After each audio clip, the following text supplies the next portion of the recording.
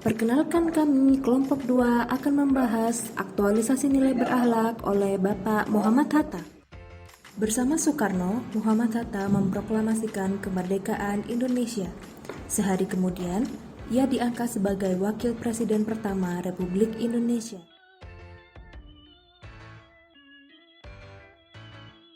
Nilai berorientasi pelayanan. Muhammad Hatta merupakan sosok Wakil Presiden pertama Republik Indonesia pada tahun 1945 sampai 1956.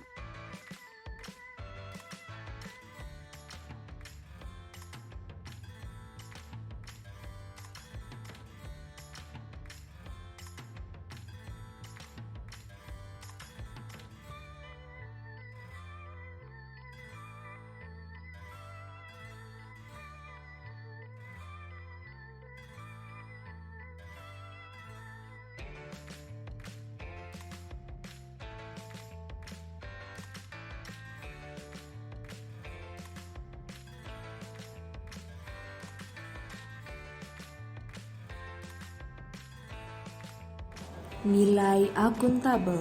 Terlihat dari kisah Hatta yang tidak membeli sepatu beli yang diinginkannya karena ia memilih hidup jujur dan sederhana.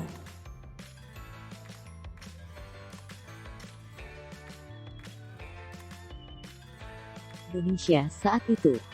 Nilai Pendidikan Muhammad kompeten. Hatta pun Selain berlanjut sebagai hingga wakil ke negara presiden, Belanda. Muhammad Hatta juga Sekitar merupakan tahun cendekiawan yang menekuni bidang 1932, pendidikan. beliau menyelesaikan pendidikannya di Nederland Handelshogeschool, Rotterdam, Belanda, dan meraih gelar doktorandus.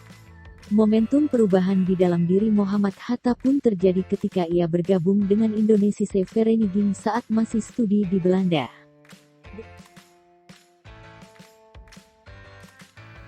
Untuk nilai harmonis, kita bisa melihat dari kepercayaan Bung Hatta yang sangat besar terhadap demokrasi. Dalam prinsip kenegaraannya, Hatta berprinsip bahwa setiap warga negara berhak mengambil bagian untuk membangun negara.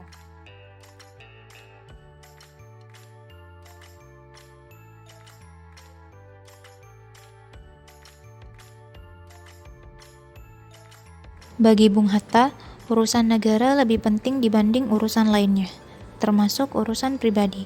Sejak muda, Bung Hatta sudah berjuang demi kemerdekaan Indonesia, dan karena kepeduliannya inilah beliau bersumpah tidak akan menikah selama Indonesia belum merdeka.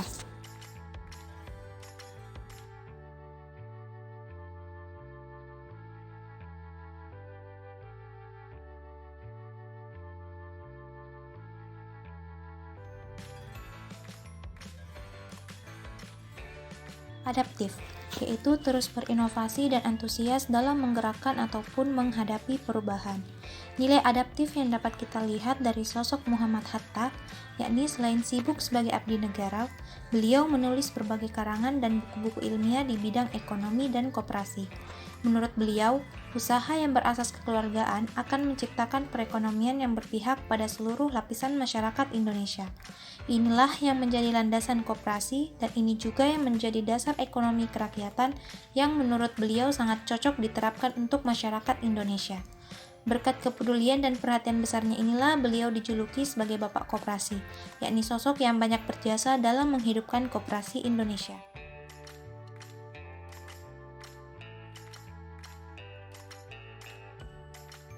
Yang terakhir, nilai kolaboratif, yakni membangun kerjasama yang sinergis. Indonesia menyelenggarakan Konferensi Asia Afrika di Bandung pada tahun 1955.